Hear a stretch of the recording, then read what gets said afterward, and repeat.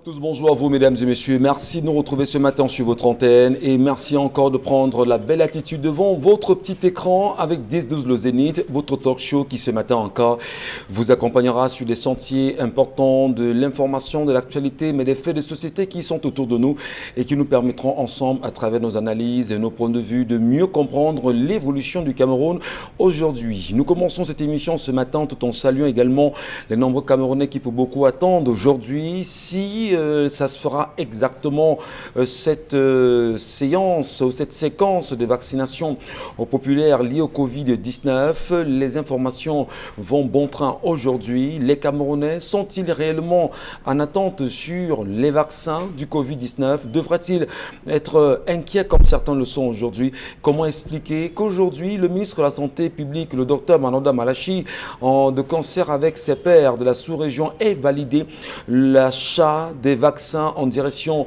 de l'Afrique centrale aujourd'hui, notamment le Cameroun aussi. Des questions sont posées. Mais au-delà, peut-on se poser encore des questions évidentes sur le vaccin contre le sida, très attendu depuis pas mal d'années? Peut-on justement avoir le vaccin contre le virus d'Ebola et plein d'autres vaccins? Comment peut-on comprendre qu'en une année simplement que les laboratoires européens aient pu au plus vite mettre en place un vaccin contre le coronavirus? Madame, Messieurs, il y a de quoi réfléchir, mais surtout interpeller les uns les autres à mieux comprendre ce sujet ce matin. Édition qui nous permettra, avec la famille, Charlamel, Bombo, Karine Santia, Dominique Audrey, de rester réunis autour de ces objectifs et des sujets qui nous interpellent. Avec vous également, nous partagerons l'essentiel jusqu'à midi. Installez-vous confortablement. Charlamel Bachou, bonjour. Bonjour, monsieur Michel Ngatiou. Bonjour à tous les téléspectateurs. Bonbon Bengan Kandji, bonjour. Bonjour, monsieur Ngachou Numba. Bonjour à vous, chers téléspectateurs. Vous attendez des vaccins? Eh bien, non, il n'y en aura pas contre le VIH-Sida. Il n'y en aura pas. Précisément parce que, et même contre l'Ebola, il n'y en aura pas. Parce que l'option, la politique mondiale en la matière, c'est le dépeuplement de l'Afrique. On fait pour Corona parce que là, ça concerne plus les Occidentaux.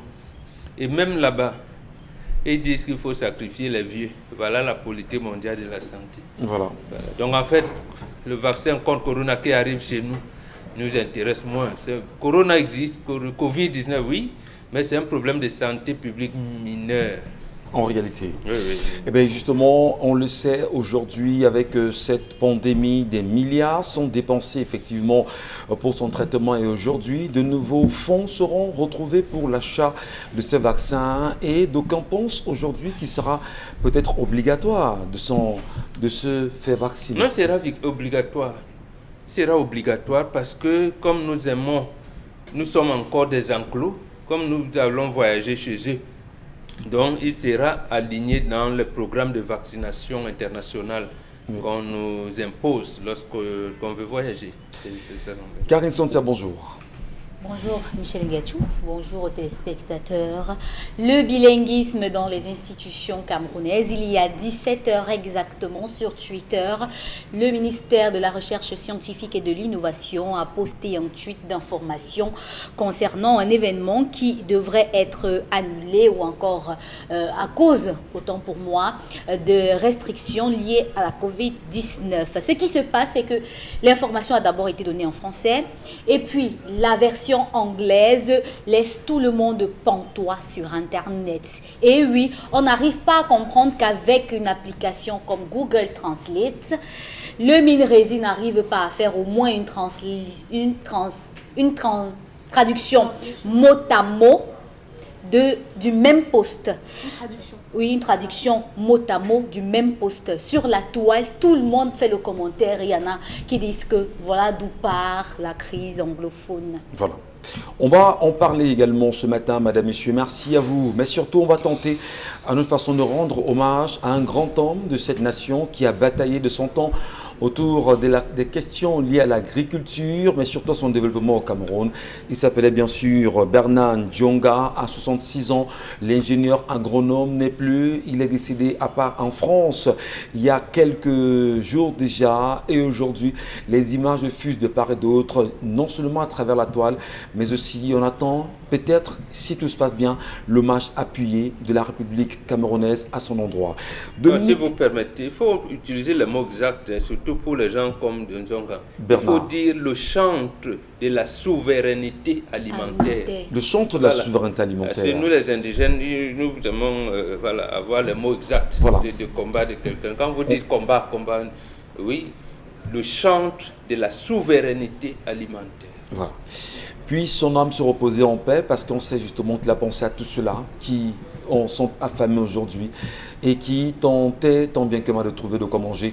Est-ce que l'État du Cameroun lui rendra un hommage pour tout ce qu'il a fait? Attendons de voir. Quelqu'un qui, après 3 ans, la fonction publique a démissionné. On verra. Dominique Audrey, bonjour. Bonjour, Michel Ngachou. Vous allez bien? Comme le Cameroun, hein. Par endroits ça va et à d'autres endroits ça va pas du tout. Ça dépend si on est Tangano. Ça dépend. On aimerait bien savoir où ça ne va pas. Au niveau des poches. Ça va pas. Allez, justement, l'histoire de ce matin. Bonjour aux téléspectateurs. L'histoire de ce matin développera 3 thématiques, notamment la désobéissance des enfants, le radicalisme des parents au moment des sanctions et également la question des emprunts que l'on fait dans des tontines, mais par derrière. Donc, on va voir les trésoriers et on prend de l'argent par derrière. Donc, voilà les 3 principaux axes qu'on pourra développer au travers de l'histoire qu'on nous a envoyée ce matin. Donc, c'est l'histoire d'une famille avec un papa. Il est à la tête de la famille. Il est âgé aujourd'hui de 70 ans. Et durant sa vie, il a eu 7 enfants, dont 3 garçons et 4 filles. Sa fille aînée a épousé un homme modeste. Il est enseignant, mais tout de même, cet homme-là fait le maximum pour être le bon beau-fils. Donc malheureusement, il y a 1 an, le beau-papa est tombé malade. Et aucun de ses enfants n'était là. On a appelé la fille aînée, c'est un voisin qui a appelé la fille aînée. On l'appelle et on lui dit, voici votre père qui a fait une chute ici, il est tombé au marché, il a eu un malaise. Donc elle appelle également son mari à son tour, puisqu'il n'avait pas de liquidité. C'était au milieu du mois, il a appelé le trésorier de leur réunion et il lui a dit, voilà, j'ai un petit problème là, est-ce que tu peux me décanter la situation? Donc on lui a donné la somme approximative de 500-600 000 par là et il a couru, il allait retrouver son beau-père pour qui il a déposé cette caution-là pour tout le traitement, le séjour, les médicaments, les examens et tout ce que ça peut comporter. Dieu merci, le papa a pu guérir, donc il est sorti de là. Et ça lui a pris quasiment 6 mois de convalescence. 6 mois de convalescence. Donc après la convalescence, le papa décide de faire appeler tous ses enfants. Il a un certain âge, il demande à ses enfants de venir avec femmes et enfants.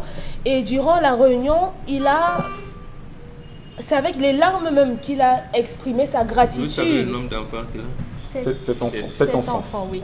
Il a exprimé sa gratitude envers son beau-fils. Ce jour-là, il lui a dit vraiment, en faisant ce que tu as fait pour moi, tu as fait la transition, tu as arrêté d'être mon beau-fils et tu es devenu mon fils. Et je souhaite, de façon symbolique, de façon matérielle, t'exprimer ma reconnaissance et t'accueillir véritablement. Si jamais, toutes ces années où tu as été avec ma fille, je n'étais pas vraiment totalement avec toi, ce jour, aujourd'hui, sache que je t'ai adopté. Et il a fait une sorte de rituel, d'après ce que le monsieur qui nous raconte nous dit.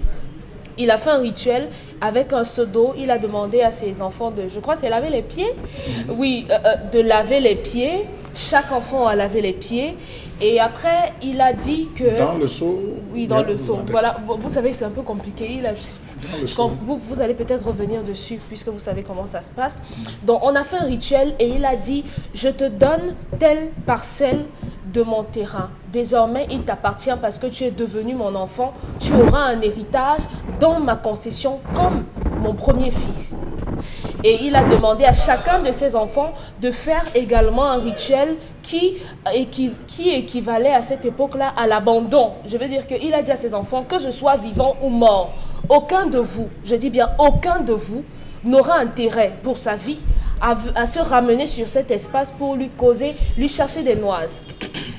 Chaque enfant est venu, je crois que c'était avec la salive, chaque enfant est venu, a fait ce qu'il avait à faire. Sauf que le troisième garçon a dit à son père, je suis désolé, je ne bois pas de cette coupe, je ne bois pas de ce vin. Celui-là n'est que le mari de ma sœur et il n'a droit à rien dans cette concession. Tout ça, c'est pour mes frères et moi, les 3 garçons. Les filles, là, elles vont en mariage. Elles vont aller chercher les choses chez leur mari. Ici, les choses, là, on les divise en 3. Donc, je suis contre le fait que cet homme arrive et il nous donne quoi que ce soit.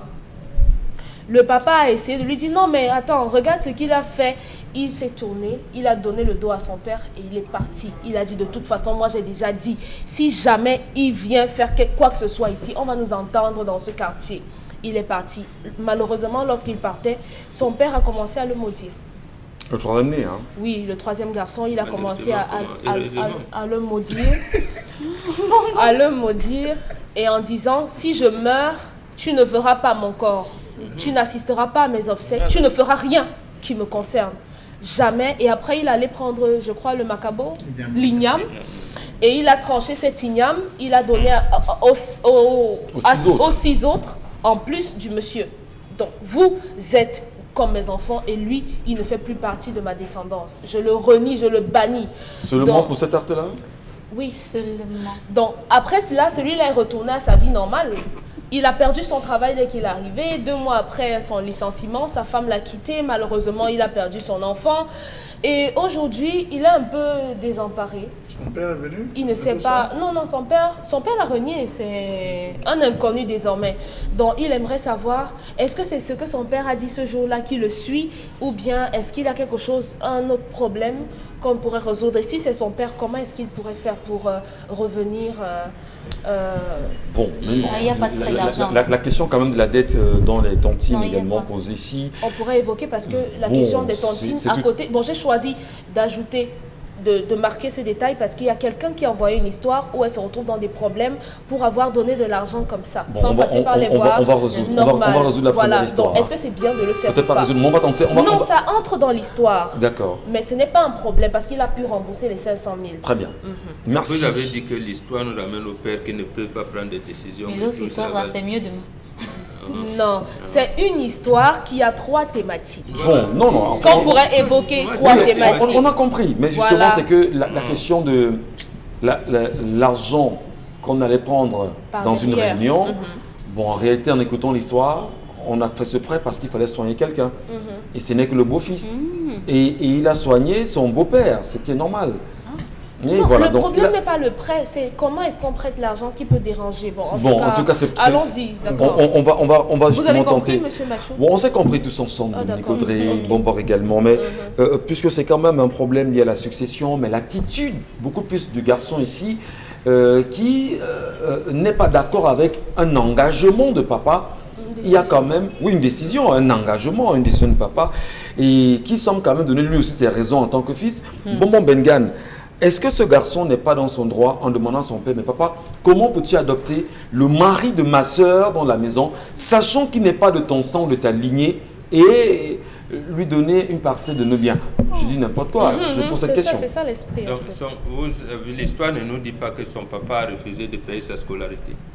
Non, l'histoire ne nous dit Vous pas. devez donner aussi. Voilà, sa part d'héritage qu'il a créé, c'est où? Sa part d'héritage, c'est où? J'ai la semaine, oui, tout le mois de janvier, avec le Covid, j'ai eu 4 situations comme ça, où nos enfants aux États-Unis, ils ont renié leur patronyme.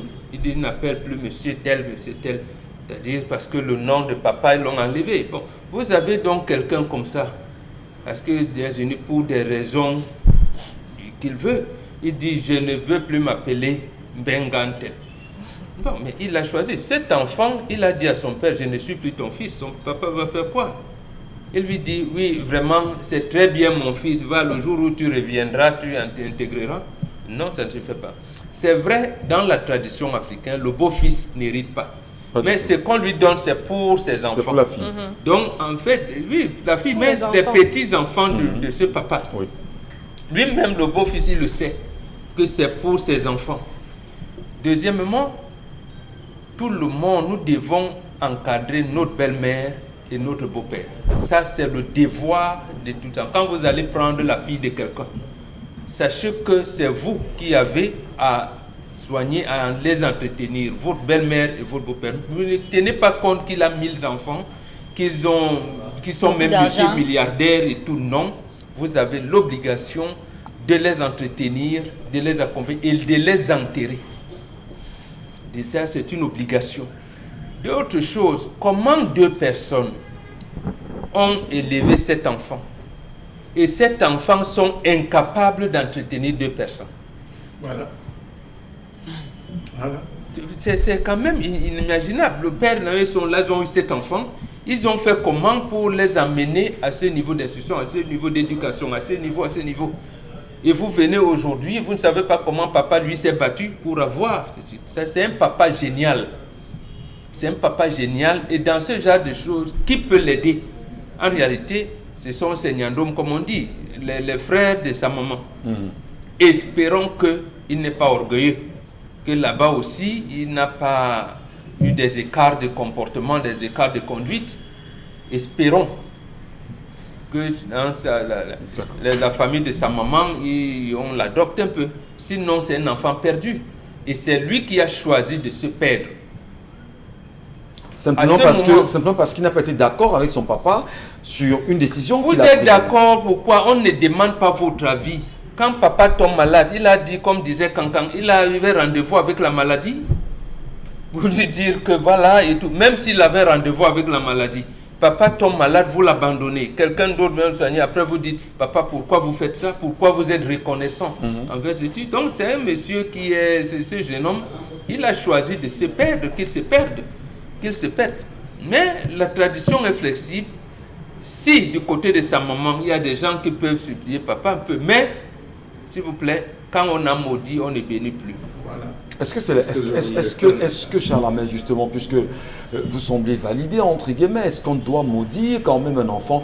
Parce qu'en réalité, l'enfant s'est dit, papa, je ne suis pas d'accord avec ça. D'accord, c'est votre père, les biens sont ses biens à lui, mais en regardant une certaine nomenclature, vous l'adoptez, vous adoptez votre fils. Je ne dis pas qu'il ne faut pas le faire, parce qu'il faut que je comprenne très bien, mais parce que le fils n'est pas d'accord, et tout de suite papa le maudit.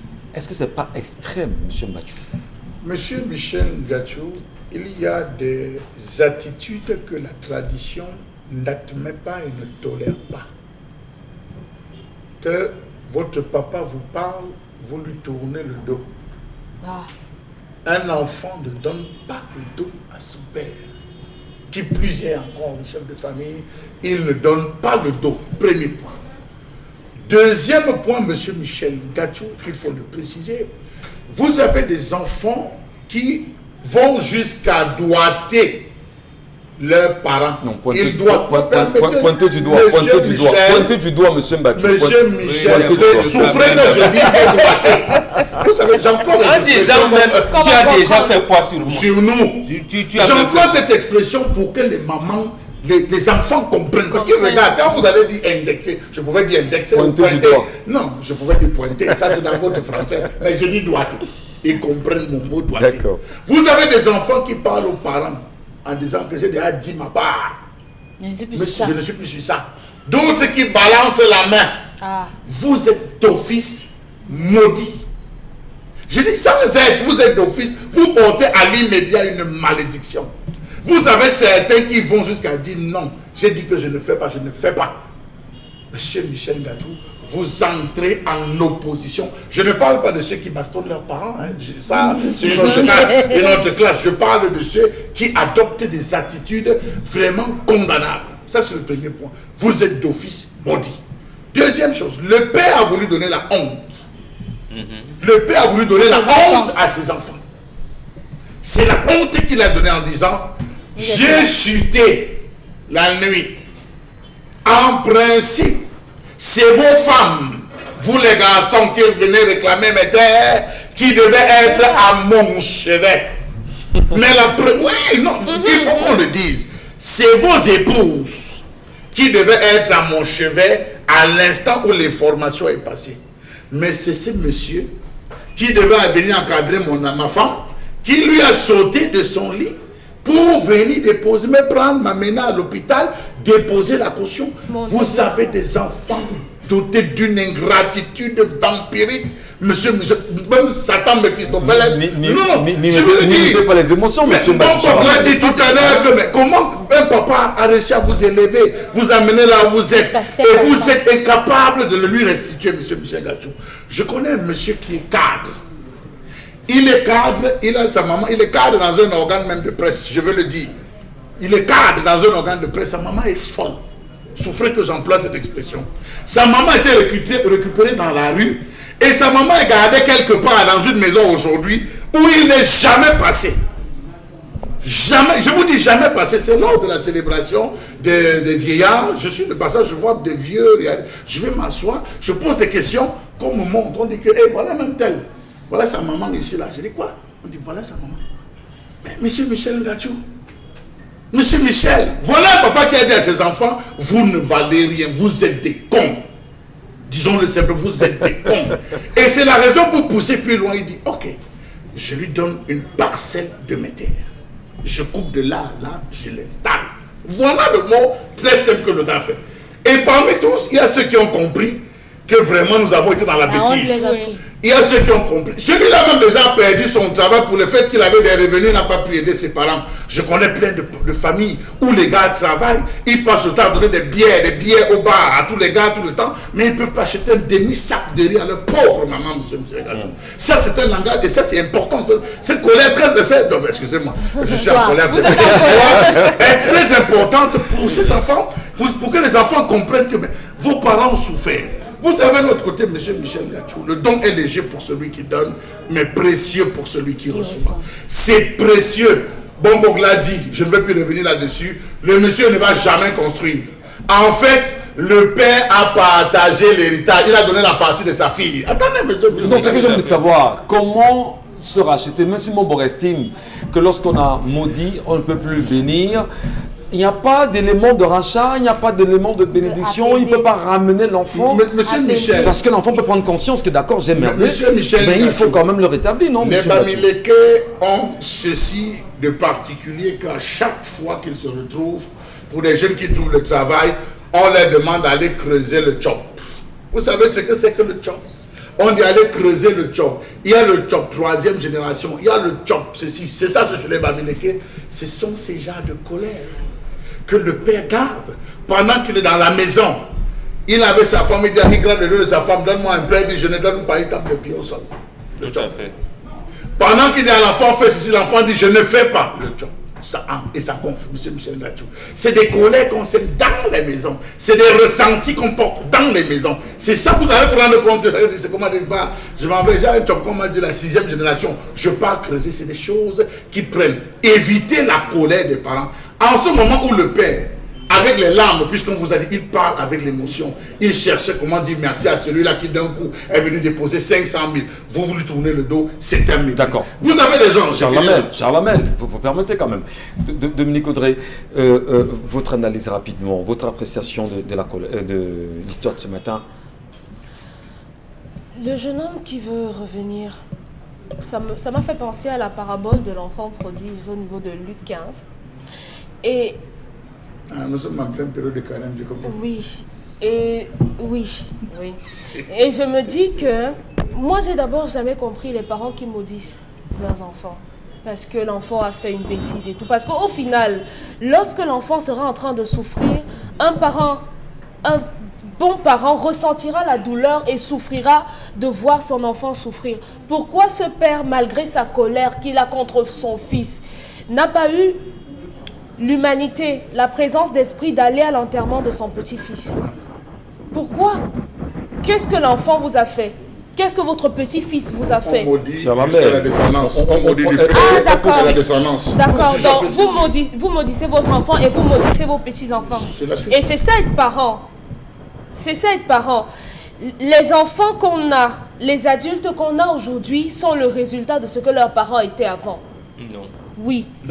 L'enfant ne peut reproduire. L'enfant ne peut reproduire que ce qu'il voit. L'enfant est ce qu'il voit. L'enfant est ce qu'il voit. Un enfant en grandissant qui a une certaine attitude, l'a vu quelque part, a copié cela quelque part. Et ce sont les parents qui sont les premiers modèles, les premiers exemples de leurs enfants. Donc un parent qui maudit son enfant et qui maudit aussi, par analogie, ses petits-enfants, moi, honnêtement, c'est incompréhensible. C'est mieux de se taire, c'est mieux de se taire, de prendre... C'est incompréhensible. Bon, maintenant qu'il aille demander pardon, moi, après avoir entendu que c'est aussi maudit son enfant, moi, je ne viendrai pas que tous ses enfants meurent dans.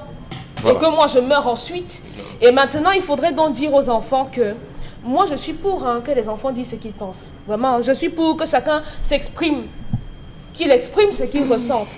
Maintenant, il faut savoir que l'humanité a des sensibilités. L'être humain a des sensibilités. Il y a des parents qui ont du mal avec la vérité. Lorsque vous leur dites les choses telles qu'elles sont, ils ont du mal. Donc, il faudrait que, à l'avenir, pour ceux qui ont des choses à dire à leurs parents, il faut trouver le moment pour le leur dire. Il faut choisir le ton qui va avec. Les troisièmes, le moment, la manière, le milieu. Oui, pour pouvoir leur dire. Et cet homme aussi, par rapport au problème, à ce qui a causé son courroux, qui est l'héritage, c'est simplement qu'il est égocentrique.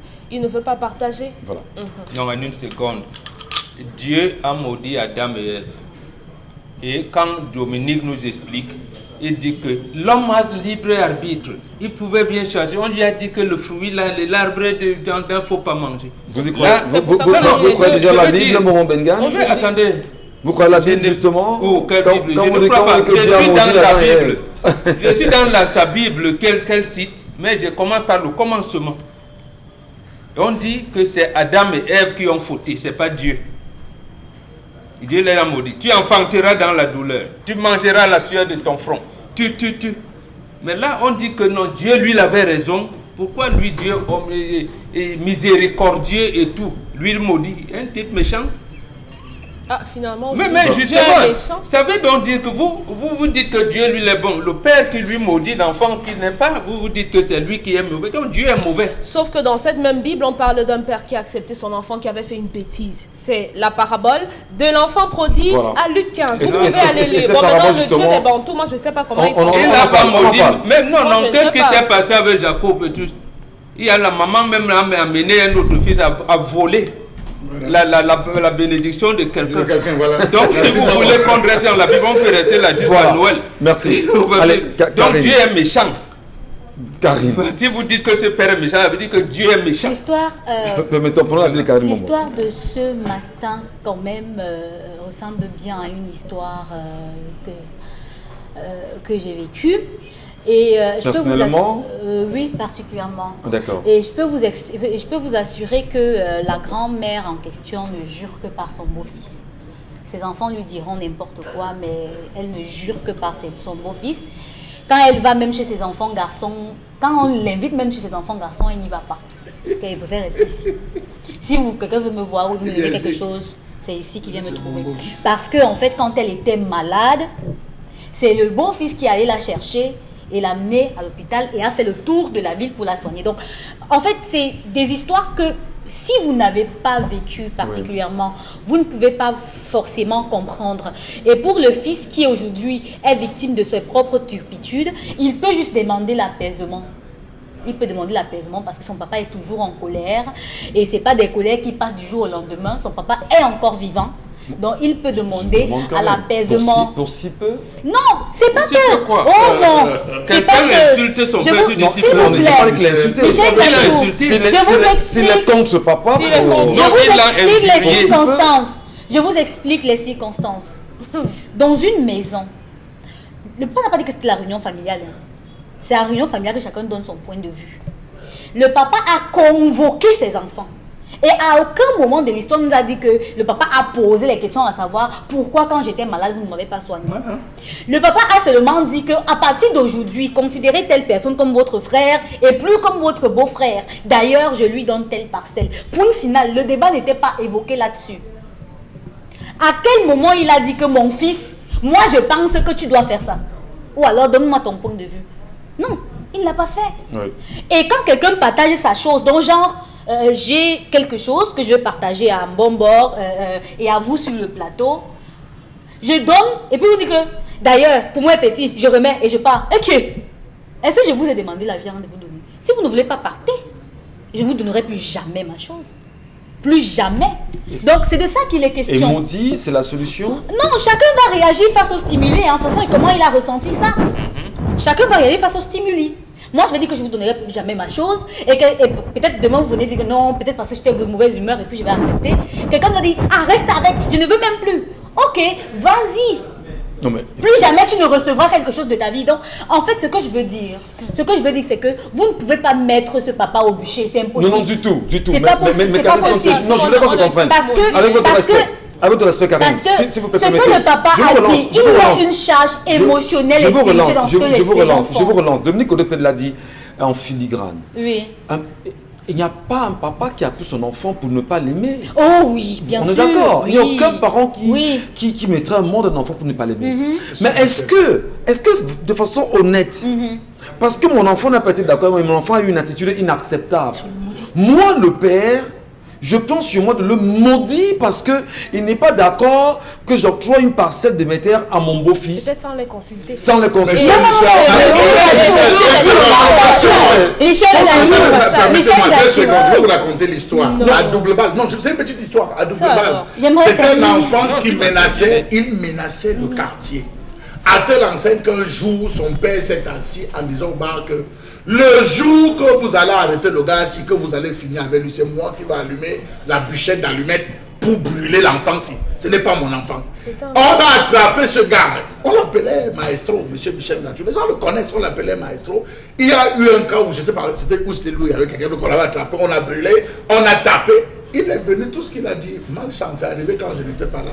Allez, emballez-moi les bêtises, je pars en télé. Non, je prends cet exemple pour dire que il n'y a pas de différence entre le fait de donner la honte à son père. Monsieur Mbachou, vraiment, on est d'accord qu'un enfant peut avoir des attitudes inacceptables. Il y en a qui ont choisi. Enfants qui ne faudrait pas avoir né. Oui, il y a des enfants qui ne faudrait pas avoir né. Michel, il arrive autour de vous que des personnes ont des attitudes qui ne sont pas convenables par rapport à vous. Et les circonstances ne se prêtaient pas pour que ce garçon le fasse. Et si ce papa a pris cette décision, ça veut dire que plusieurs fois, il a observé les attitudes de cet enfant-là et il avait déjà coché. Et ça arrive à un moment où il ne peut plus supporter. Il y a des endroits où on ne fait pas certaines choses, hein, Michel Ngachou. Je suis d'accord. Si vous voulez montrer votre manque de respect à votre père, évitez qu'il y ait les gens. Évitez qu'il y ait des témoins. Alors, mais parce mon problème, c'est la malédiction. Vous ne pouvez pas arriver là maintenant, là, sur le plateau, maudit, les enfants vont en pâtir, les petits-enfants vont en pâtir, des générations. Mais ce père lui-même a un problème en réalité. Il est encore vivant et son fils peut demander l'apaisement. Ce papa est dans le sang de la morale, c'est ça son problème. Oui, mais ses enfants ne veulent pas le suivre. Et c'est pas lui qui a chassé l'enfant. L'enfant tourne le dos, dit de toutes les manières, quand tu vas mourir, ce gars n'aura jamais ce terrain. Voilà. C'est ce qu'il a dit. Moi j'attends ta mort, ce gars n'aura jamais ce terrain. Il a attiré sur lui l'énergie négative de son père, c'est tout. On a contrarié nos parents. C'est pas comme si son père est venu et la nuit et a tué son enfant. Il ne faut pas comprendre ça comme ça du tout pas. Il ne faut pas faire comme si son père est venu la nuit et puis a mis sa femme dehors. Non. C'est les charges négatives de l'énergie que son papa a contre lui. Donc il doit demander l'apaisement. Il ne faut pas faire le bras de fer. On est tous maudits, hein, parce que la contrariété des parents là alors. Finalement. C'est pas prononcez-vous sur Dieu. Prononcez-vous pour Dieu. Non. Allez, l'enfant n'a pas refusé de couper le bois. Il n'a pas refusé de verser l'eau. Si on l'avait maudit, parce qu'il n'a pas donné l'eau. Vous n'allez pas maudire votre enfant parce que vous n'êtes pas content. Il l'a fait, il va le faire, on le soutient. Il faut aussi vous calmer. Non, allez, maudissez donc tous vos enfants, ils vont tous mourir et votre corps va pourrir. Voilà donc parce que vous allez mourir. Un raisonnement justement qui ne sied pas. C'est pas un chrétien. Des catholiques. Non.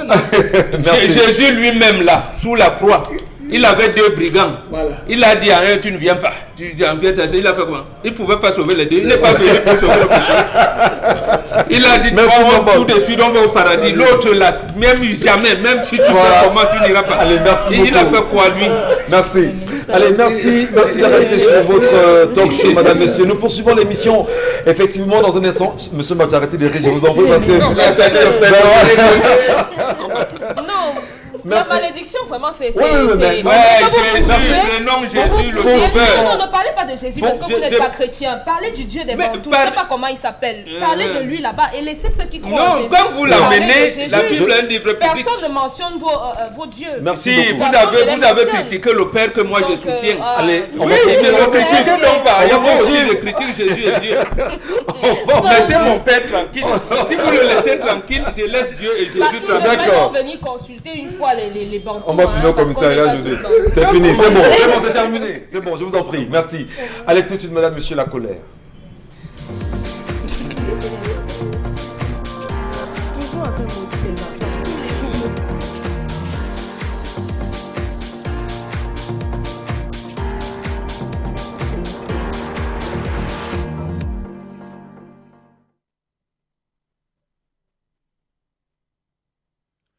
Je m'interroge ce jour sur la question des affrontements violents et répétitifs entre police municipale et moto-taximènes au Cameroun. Comment a-t-on négocié l'entrée des mototaxis dans ce pays? Quelle est la place qu'on leur a conforée? Comment le mototaximène, à travers ses arts de fer, ses ruses, ses bricolages, ses pratiques de détournement et de contournement, redéfinit-il la raison étatique? Quelle est la valeur sociale attachée aux mototaximans? Résister aux forces de l'ordre, comme c'est le cas depuis un moment, par les mototaxis, ou encore s'inscrire de façon péremptoire en marge de l'ordre public, appelle à repenser les rapports sociaux et l'accessibilité des mototaximènes à la raison étatique. Savez-vous qu'en tant qu'opérateur économique, les mototaximènes sont assujettis à l'impôt comme tout le monde? Force est de constater qu'ils ne payent aucune taxe à l'administration fiscale dans la situation actuelle.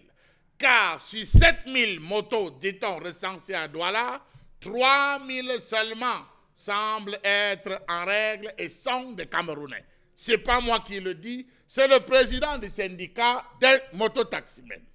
Autre fait, il est nulle part fait mention auprès de la mairie de la ville de Douala d'une taxe sur le stationnement, alors que l'espace urbain est envahi par les mototaxis, se situant dans une perspective informelle.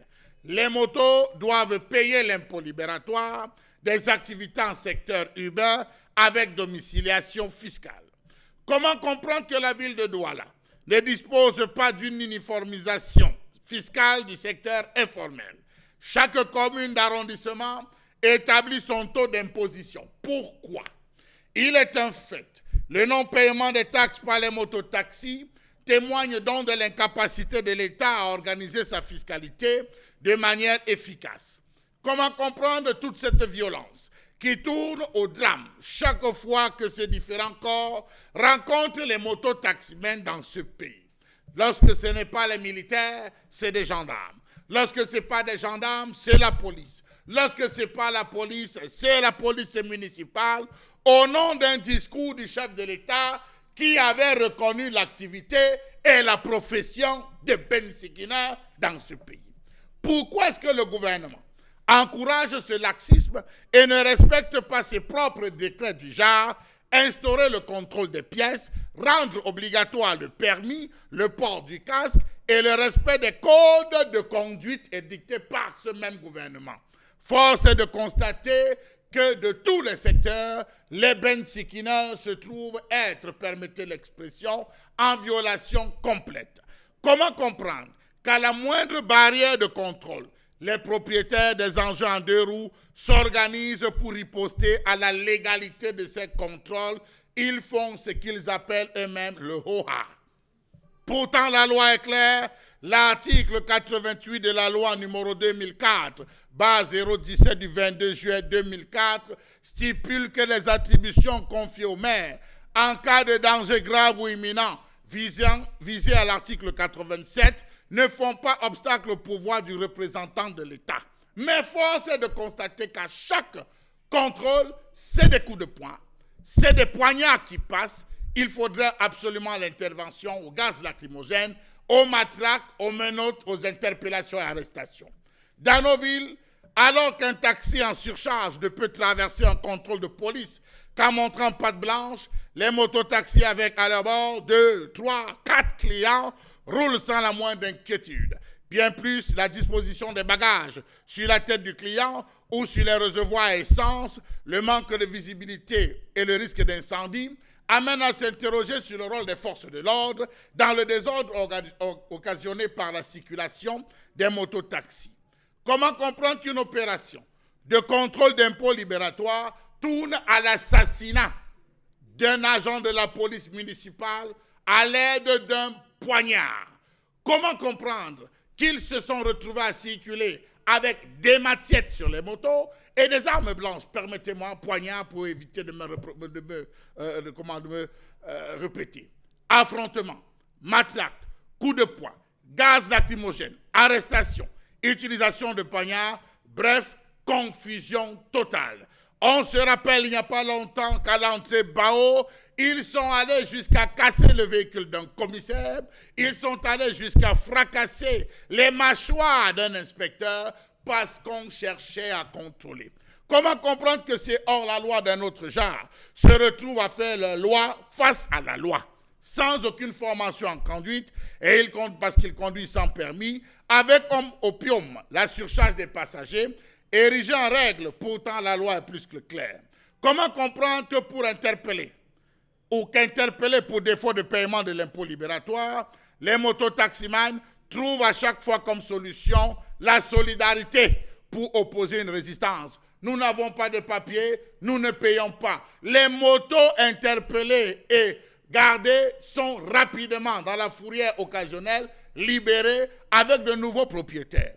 Qui a donné ces passe-droits à ces propriétaires d'engins de 2 roues dans ce pays? Comment comprendre qu'à chaque fois qu'ils sont mécontents, à cause de l'immobilisation d'une centaine de motos, ils choisissent d'envahir la voie publique, de créer des bouchons, voire de faire leur loi au point de défier les forces de maintien de l'ordre? Comment comprendre cette anarchie qui s'est intensifiée dans les principales villes de ce pays au nom d'un discours du chef de l'État? Comment comprendre cet incivisme routier marqué par l'occupation des zones jadis interdites aux mototaxis, désormais envahies par ces engins en 2 roues? Plus personne ne respecte les feux de signalisation routière. Ceci sous le regard des forces de maintien de l'ordre. Plus personne ne respecte le principe des ronds-points, des carrefours. On stationne n'importe comment avec les policiers qui désormais, notamment ceux du rond-point d'Edo, se cachent derrière ces mototaximens, font semblant d'emprunter la moto pour sauter sur des usagers de la voie, des personnels et taximens qui font semblant eux aussi de prendre, on va dire, des clients. Ils bloquent la voie publique à temps et à contre-temps avec comme corollaire les accidents en perte en vies humaines. À ce jour, ils sont passés d'un cran avec à la clé, on va le dire, une extrême violence comme celle vécue à Ronpoula, comme celle vécue à Yassa, ce qui a donné lieu à des interpellations fortes ces derniers jours. Rappelons-nous que Ferdinand Koungouedima, alors gouverneur de la province du Littoral, au milieu des années 1990, avait tenté d'obliger les mototaxis à arborer la peinture jaune des autres taxis. Cette mesure avait eu l'effet d'un coup d'épée dans l'eau. Rappelons-nous qu'en début 2007, Bernard Atebede, préfet du Vouri, après plusieurs concertations avec les forces de l'ordre, des acteurs de la société civile, des mototaximens et une campagne médiatique, lui avait lui aussi tenté d'imposer l'immatriculation des motos et le port d'une tenue d'identification. Cette initiative avait elle-même également pas fait long feu. En fin d'année 2008, un autre décret du Premier ministre tente de réglementer le secteur. les multiples réactions confortent de manière générale l'idée d'une prolétarisation comme mode de défense sociale. On se rappelle que Betty Assom, alors qu'il était encore numéro 1 dans la région du littoral, avait lui aussi essayé de procéder à cela, peine perdue. Est-ce donc l'actuel gouverneur Iva Dibois qui réussira à éviter ces affrontements violents et répétitifs entre police municipale et Ben Sikiner? La question, on se la pose. Aurons-nous bien sûr des réponses? On attend bien sûr de voir ce que ça donnera. Merci à vous, Charles Membachou. Mais l'important est peut-être aujourd'hui de rappeler que les mototaximens, notamment dans la ville de Douala précisément, ces frères qui ont choisi cette activité ont un vrai pouvoir. Et on a le sentiment, par le chef de l'État. Ont un vrai pouvoir et on a le sentiment justement que l'État n'existe pas dans la ville de Douala. Même si hier soir, le gouverneur de la région du littoral a semblé donner une réunion hier, même avec des propos très durs, où lui-même a reconnu que des étrangers qui viennent s'infiltrer au sein de ces derniers sont très dangereux et qu'il faut tout faire pour les extirper. Il y a quand même lieu, quoi qu'il en soit, d'encadrer ce secteur. Mais il faut d'abord qu'on comprenne les origines. On va respecter la mémoire d'une dame de son temps, Madame Foning pour ne pas la nommer, et qui, et souvenons-nous justement de la 5e, avait demandé qu'on laisse les Camerounais avoir un peu de travail, avait demandé qu'on ne mette pas l'accent sur ces derniers. Pourquoi? Parce qu'il fallait, comment dire, préserver les avoirs des uns et des autres. Est-ce que justement de ces origines, premièrement, souvenez-vous, Charles Membachou, on a connu les motos Yamaha ici. Moi, j'étais encore très jeune. On a connu les motos Suzuki. Suzuki également, en tant que très jeune. Et on n'avait pas assez. On a même connu ce qu'on appelle. Non, l'enfant, c'est bien après. On a même eu le Benzikin, comment dire, les motos de femmes. Les motos de femmes en réalité. 2 sièges en réalité. Et justement, c'est à partir de ce moment, justement que on a validé, on a semblé valider l'activité. Mais aujourd'hui, les conséquences sont celles que nous voyons. Au-delà de ces conséquences, Karine Santia, est-ce qu'on peut croire que ce secteur peut être véritablement, on va dire, bien organisé aujourd'hui? On peut encore avoir une chance de l'organiser? Donc l'État est fragile devant les mototaximens. L'État ne peut plus, il a donné beaucoup trop de pouvoir à ce secteur. Parce que avec la décentralisation quand même, on s'est dit que si les différentes communes, les différentes régions réussissaient à avoir un certain pouvoir, elles pourraient contenir le taux d'inflation que ce métier peut causer en termes de crise sociale. Parce que ce sont ces mêmes motos que ces derniers utilisent en pleine campagne électorale, donc ils ne peuvent pas aujourd'hui faire des choses qui vont à l'encontre même de leur fonctionnement. C'est un métier qui a été reconnu par le président de la République en février 2010, Monsieur Mbachou. 2010-2011 2010. C'était en février 2010 2010, oui. 2010, lors du discours à la nation du 10 février 2010. C'est ce même jour qu'il avait annoncé l'école supérieure de football. Donc, dans ce métier-là, le chef de l'État a reconnu cela comme un véritable métier. Et ça a fait que, vous avez entendu le tollé qu'il y a eu dehors ce jour-là. Ils ont fait des bruits, ils ont roulé à tue-tête et tout pour apprécier le discours du chef de l'État. Et ce jour-là, il n'y a pas eu de rafle, on n'a arrêté personne.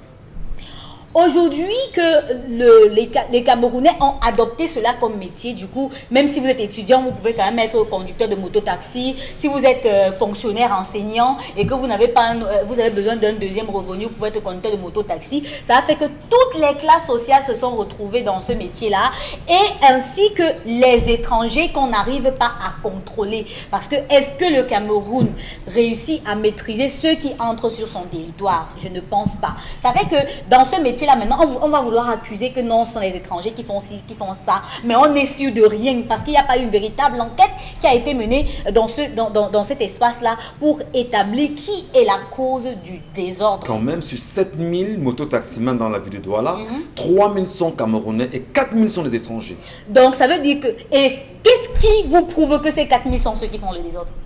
Vous avez quoi pour prouver? Rien du tout. Vous n'avez rien du tout. Et c'est un milieu tellement solidaire que même s'ils ont tort... Ils ont d'abord raison. Voilà, non, même s'ils ont tort, ils ont d'abord raison. Peu importe qui est en face d'eux. Quand vous êtes sur une moto et que les contrôleurs des impôts libératoires sont dehors, c'est-à-dire les agents des mairies sont dehors, Quand vous les voyez d'un côté de la route, ils vous disent qu'ils sont déjà dehors pour encore nous arnaquer. Ils ne veulent pas ça. Donc, leur problème, ce n'est pas s'ils sont en règle avec leurs documents. Leur problème, c'est que ce sont des arnaqueurs. Regardez d'abord la considération qu'ils ont des agents de la mairie. De l'État, en fait. Voilà. Donc, il faut comprendre un peu leur logique. Ces gens sont dans la logique de « je fais ce qui me donne à manger, point final. On n'a rien à me demander. » Parce que pour eux, leur capital, c'est leur moto. Le reste, impôts et machin, ce n'est pas important. Combien d'entre eux sont assurés? Combien d'entre eux sont assurés? Et pourtant, ils devraient s'assurer eux et leurs passagers. Sauf que parfois, ils ont 4 passagers. Et les assurances, c'est pour un seul passager. Je vous le fais pas dire. Ils font comment quand il y a un accident? Donc, vous voyez qu'on a tellement laissé l'ouverture à ces derniers que maintenant, même l'État ne sait plus comment faire pour commencer à réglementer. Vous voyez que les mairies, à un moment donné, ont commencé à donner des chasubles dans les arrondissements. La mairie de la 2e, de la 5e, à distribuer des chasubles pour reconnaître. Sauf qu'on porte les chasubles aujourd'hui, demain, on ne porte pas. Après-demain, même, on quitte de la 2e, on ne va pas travailler dans la 4e. Donc, c'est nous qui choisissons. Le chasuble ne veut pas dire qu'on va travailler seulement dans une localité. Le chasuble veut dire qu'on connaît au moins qu'on appartient à une localité. J'ai très mal, c'est si vous portera après. Non, mais c'est un domaine que nous vivons avec au quotidien. Ouais. Nous vivons avec au quotidien. Et leur mentalité, nous connaissons parce que nous sommes avec eux. Parfois, quand vous parlez même de l'assurance comme ça, il a l'impression que vous tombez du ciel. Vous ne comprenez même pas que l'assurance n'existe pas dans leur langage. Je voudrais peut-être que pour ceux qui nous regardent ce matin, faites un tour en Ndokoti en fin de soirée. Faites un tour au feu rouge Bessenga en fin de soirée. Faites un tour, je ne sais où, dans quelques carrefours que ce soit à Douala. Mais pour soyons sérieux. Pourquoi on n'a pas de Nicotré? Je voudrais quand même qu'on revienne peut-être sur, en dehors de ces conséquences que Charles pose ici, il y a un réel problème dans les hôpitaux. Il y a tellement de pieds amputés. Il y a tout un pavillon. Il y a tellement de pieds amputés aujourd'hui. Il y a tellement de pieds amputés aujourd'hui. Il y a tellement de Camerounais qui sont devenus handicapés à cause justement de cette moto-là. Ici, vu l'incivisme de certains conducteurs, et comme Chalamel a bien proposé, il a bien dit, d'aucuns n'ont pas de permis, d'aucuns ne savent même pas comment s'y prendre. Vraiment, où est-ce qu'on va? Vous pensez sérieusement qu'on a besoin d'avoir un permis pour conduire la moto? Je m'y suis essayé le 1er janvier sur une moto. Donc dites-vous bien que si je réussis un peu. Si elle faisait 3 jours. Donc si je fais 3 jours d'exercice, je peux démarrer avec la moto. Histoire de chercher l'appui dans les voitures des autres, vous grattez. Oui, juste un peu. Juste un peu. Et là, demain, je peux avoir ma moto en rentrant du travail, je cherche là du carburant. C'est comme ça, on n'a plus besoin. Vous allez prendre votre frère au village, le temps qu'il s'acclimate. Quand vous garez à midi, il va acheter le sucre à la boutique avec la moto, il va acheter le gaz avec la moto, et c'est parti, il est prêt. Il est prêt. C'est comme ça qu'on forme dans le tas un mélange de tout, un melting pot de tout. Aujourd'hui, malheureusement, c'est désagréable. Hein? Oui, on prend les motos. Vous allez nous insulter quand on va sortir, mais c'est comme ça. C'est tellement désagréable. On les bel et bien. Oui. C'est désagréable. Il y a énormément de têtes brûlées dans ce corps-là. Il y a plein de brebis galeuses. Vous savez, en Gaoundéré, je crois que c'était l'année dernière, on a eu des échauffourées là-bas. C'était sanglant parce que on avait décidé on avait interdit la circulation de motos de 20h à 6h. Et les motos qu'on avait trouvées en train de circuler à cette heure-là, on a récupéré les motos et les mecs sont allés faire du bruit au niveau de la délégation de la Sûreté nationale. À Yaoundé également, ils l'ont fait en 2019. Parce qu'on avait, je sais, c'était l'interdit porté sur quoi? Voilà, on leur a interdit avec l'ancien préfet Tila au niveau du marché Eligedjoa, effectivement. On leur avait interdit certains actes. Oui, certains axes. Rendez-vous compte que lorsque je vivais à Melaine, il y avait un motoboy. On l'appelait Makiza. Bon, le nom disait tout. Lui, il disait, lorsque ces gens des impôts et taxes viennent là, s'il n'a pas l'argent, il ne se casse pas pour fuir comme les autres. Hein. Comme il fumait, il a son briquet. Il vous dit, à vous qui venez toucher à sa moto, si tu sens que tu es prêt à voyager, on voyage tous les deux. Parce que c'est ma moto et moi. Si tu veux t'ajouter, on va ensemble. Voilà. Vous allez nous raconter l'histoire justement après la pause de Monique Audrey. Oui, on voyage. On prend justement, on va poursuivre l'histoire, hein. Ok, dans ce moment. Merci à vous de rester sur Equinox Télévision.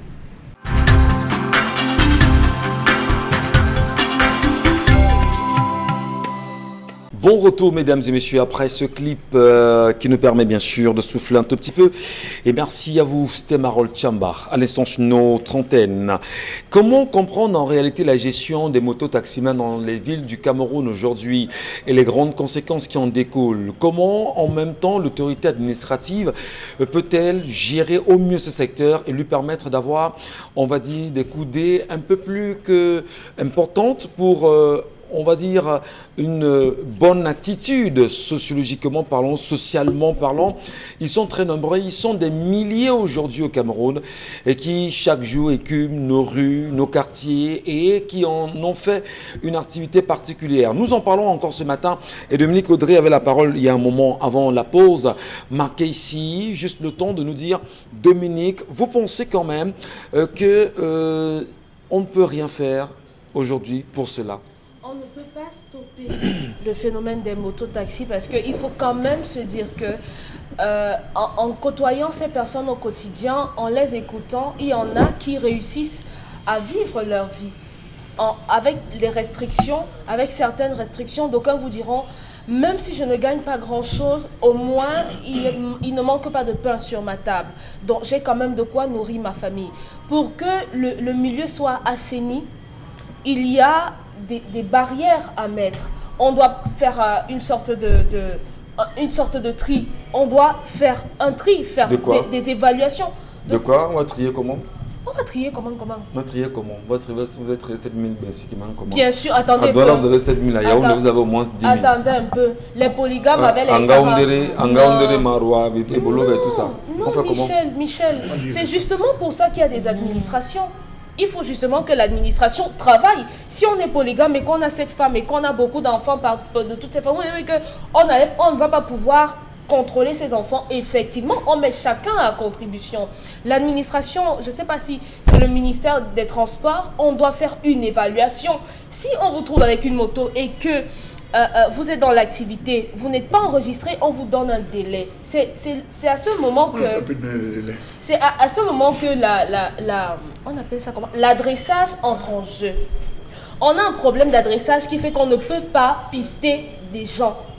Si on savait que tel mototaxi habite à la rue telle, dans le bâtiment tel, on pourrait aller le retrouver là-bas. Vous êtes au Cameroun, Dominique Audrey? À Douala. Vous êtes au Cameroun, hein? Ça veut donc dire que poser la question comme ça... Parce que si vous prenez cet exemple-là, justement, est-ce que l'État du Cameroun même peut identifier le nombre de maisons dans un quartier? C'est pour ça que je dis qu'on doit identifier les individus? Michel Gachou, c'est pour ça que je dis que le développement de notre pays ou bien le relèvement de notre pays passe par l'enchevêtrement de plusieurs choses. Oui. Pour que les choses se fassent bien, il faut qu'on adresse déjà nos rues. Si les rues sont adressées, on saura le nombre de maisons.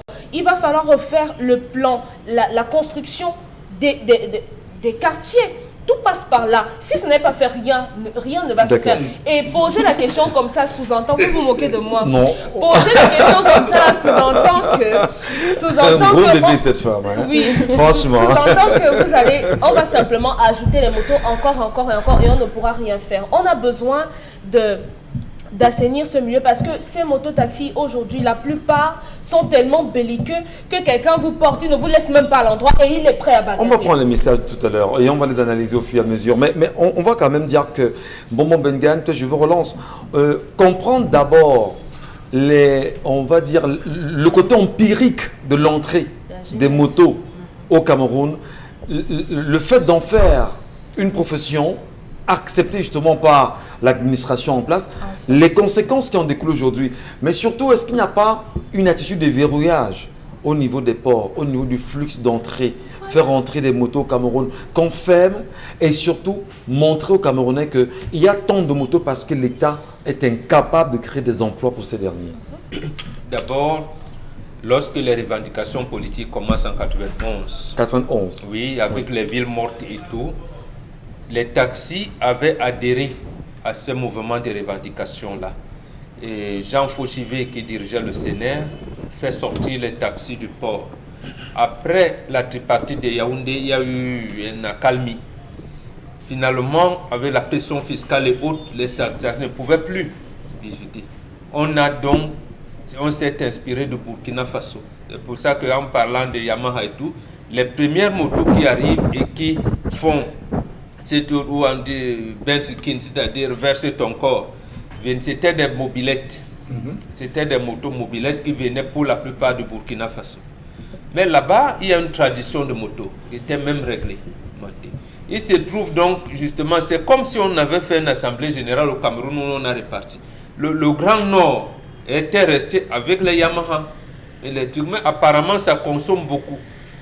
Parce que là, c'était encore 100 francs et tout, on n'est pas utile. Arrivent donc les législatives, l'opposition commence à gagner. On dit, il faut accélérer. 96, première élection municipale, l'opposition prend. Un certain Abraham Tchato, à l'époque, il était à l'UNDP, il s'est reversé au RDPC. Oui. Il était à Douala deuxième. Il fait donc un entre dans ce là avec François Foning de l'autre. Abraham Tchato et François Foning. Oui, ils entrent donc, il faut accélérer parce qu'en quittant l'UNDP, donc il était le président régional, et tout, il fallait montrer un engagement certain pour retourner le vote qui est incontrôlé. Et lui et Françoise Foning intègrent donc. Mais le clou arrive, parce que c'était un jeudi, je pense, le 1er juin 1995, le chef de l'État annonce le bout du tunnel. On pensait qu'on allait sortir du tunnel, en fait. Le lendemain 2, vendredi 2, on fermait la Sotuc.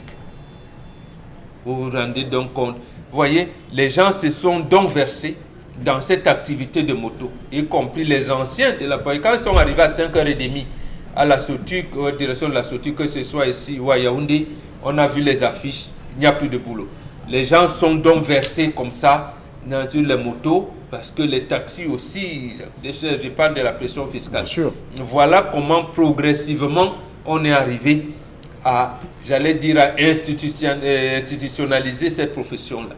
Mais le clou, c'est 2003. Le chef de l'État rétablit les relations avec la Chine. Il pense que le vice-président chinois était arrivé chez nous, on l'a accueilli, il y a eu des parlements. Et là maintenant, on permet aux Chinois non seulement d'importer, mais de venir installer. Et les importateurs camerounais importaient moteurs de Chine et les pièces détachées, ainsi de suite. Précisément pourquoi? Parce qu'à un moment, il y avait quand même une spéculation. Acheter une moto au Burkina Faso, les mobilettes étaient déjà de l'ordre de 900 000. Petite mobilette là, on a dit mais non, et ça risque d'être mauvais parce que, et on a donc fait entrer les Chinois. Voilà comment, et là également François Foning et le même Abraham Tchato sont toujours à la manœuvre et on multiplie donc le cercle en disant il faut garder un sommier électoral pour le RDPC. Le RDPC. Et il fallait faire en sorte que le président de la République, ayant perdu les élections en 92, devait gagner en 97. Bello Bouba entre dans la manœuvre. On fait boycotter les élections par le SDF et tout. Et lui-même Bello, mais qui entre au gouvernement finalement le 7 décembre 97. Donc là, comment ça commence à monter en unition. Mais davantage la fermeture de la Sotuc. Très bien. Et l'emploi qu'on ne crée pas. On ne crée pas d'emploi. Oui. Et aujourd'hui, qu'est-ce qu'on peut faire pour mieux encadrer ce secteur de votre point de vue? Qu'est-ce qu'on peut faire, Mbombo? Encadrer, non, l'État ne peut plus. L'État ne peut plus. Dans l'État du Cameroun, Charles Hamel vous a fait cas d'un certain nombre de choses. Comment les gars viennent tabasser les commissaires de police? Mais un gars, il gifle les commissaires de police.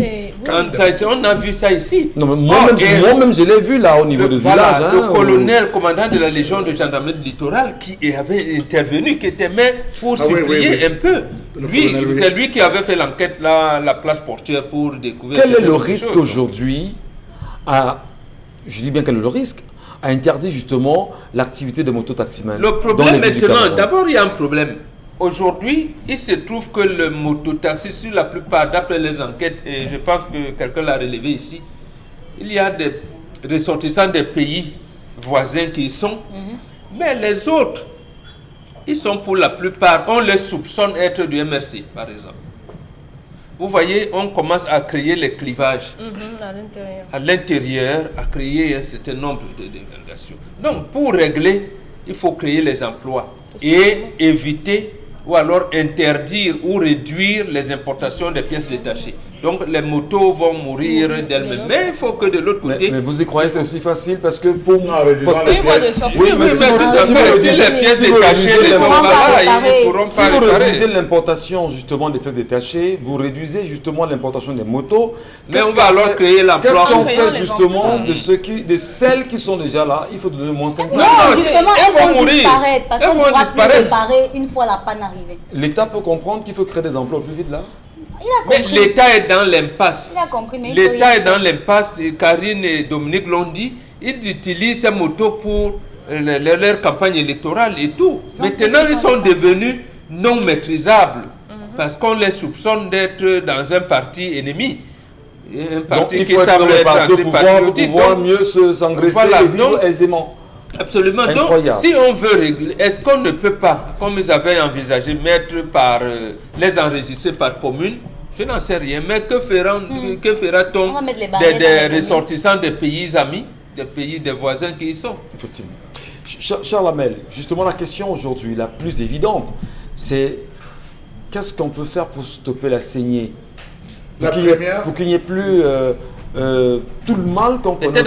Disons qu'au Gabon, il n'y a pas d'activité de mototaxi. Il n'existe pas. Voilà, ça n'existe pas au Gabon. Ne sort pas du côté chauffeur. Non, il y en a donc, si on avait voulu réglementer, on aurait réglementé. Monsieur Michel, je voulais quand même saluer, en passant Charles Hamel, avant que vous me parlez, je voulais quand même saluer, il faut être honnête, hein, il y a une attitude de l'ancien délégué du gouvernement auprès de la commune urbaine de Yaoundé, Gilbert Timiévouna, qui de son temps avait interdit bien sûr aux mototaximens de circuler dans une certaine zone de la ville de Yaoundé. Même à Douala.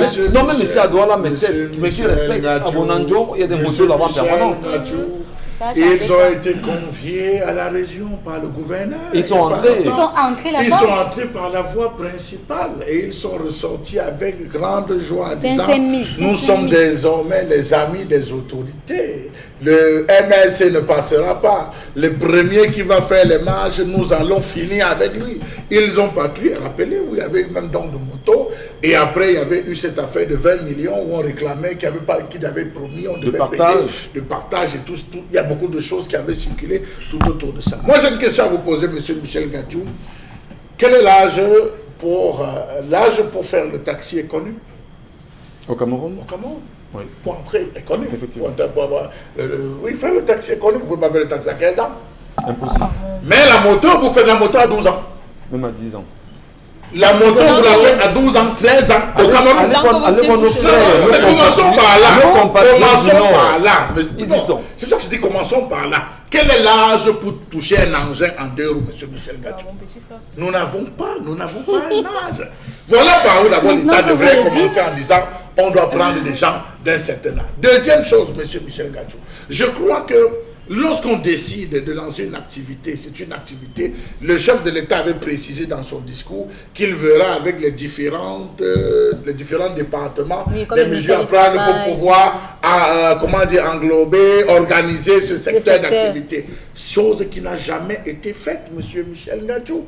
Comment se fait-il? Et puis, comment reconnaître un bentikina, un mototaximène d'un personnel à Douala, à Yaoundé, à Bafoussam? Vous les reconnaissez comment? Vous les identifiez comment? Monsieur Michel, je parle aux gens du quartier. Moi, je parle à la BAMC là. Vous voulez me faire parler? Je ne parle pas aux gens de Yaoundé, je parle à la femme au BAMC là.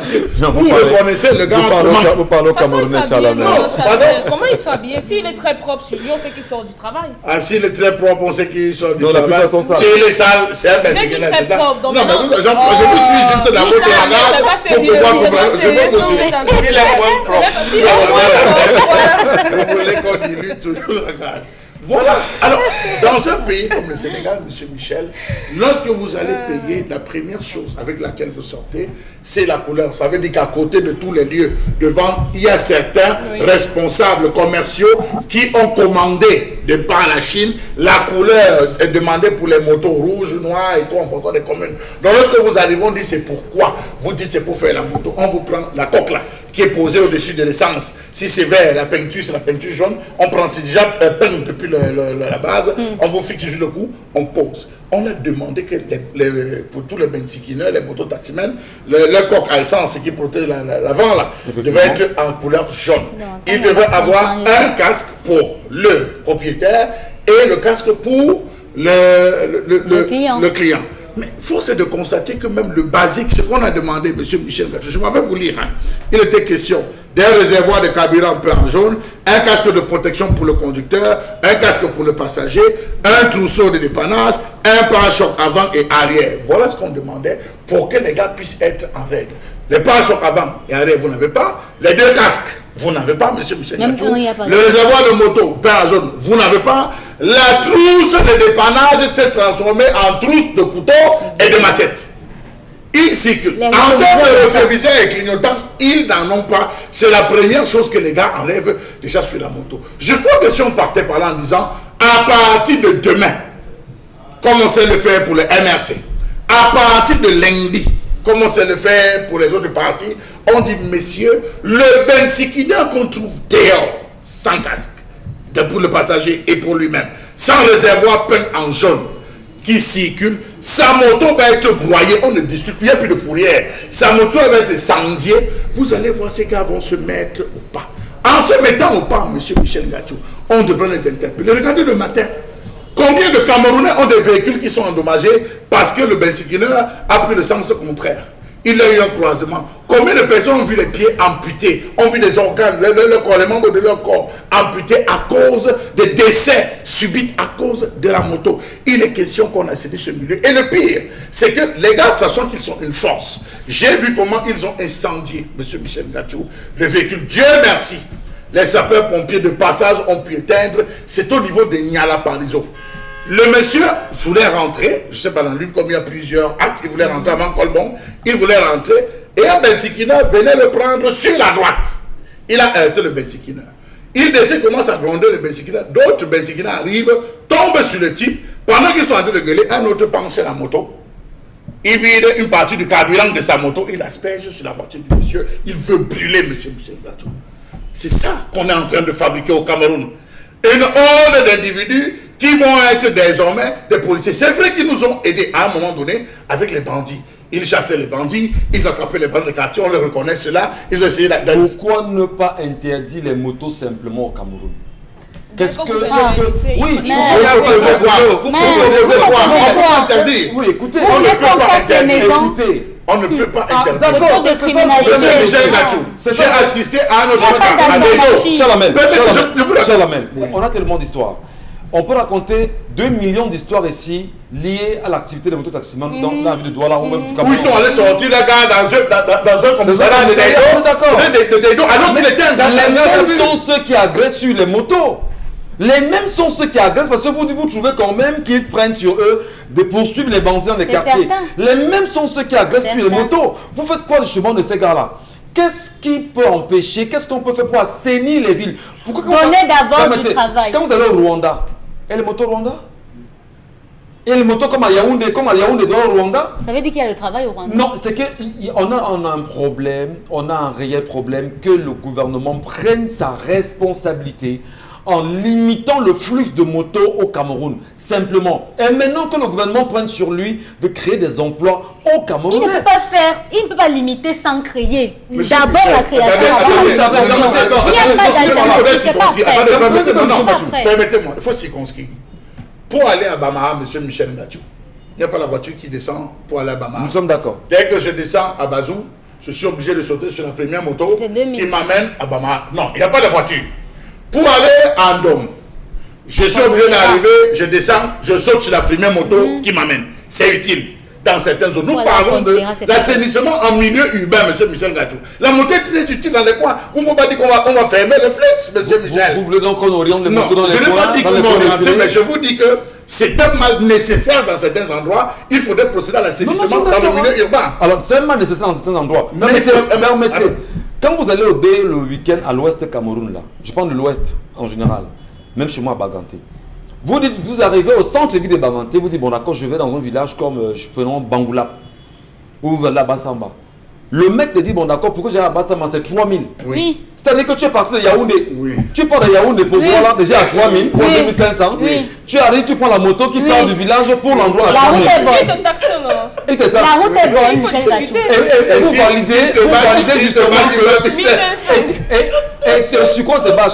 Et si tu as les bagages, tu peux. Parfois tu arrives la nuit, quand tu ne maîtrises pas le coin, on te dit que non, pas c'est 5000. On te fait te balader dans toute la ville de Bamako. Tu tournes partout et on te ramène. Non, le lieu était à 10 mètres de là. Non, sois sérieux.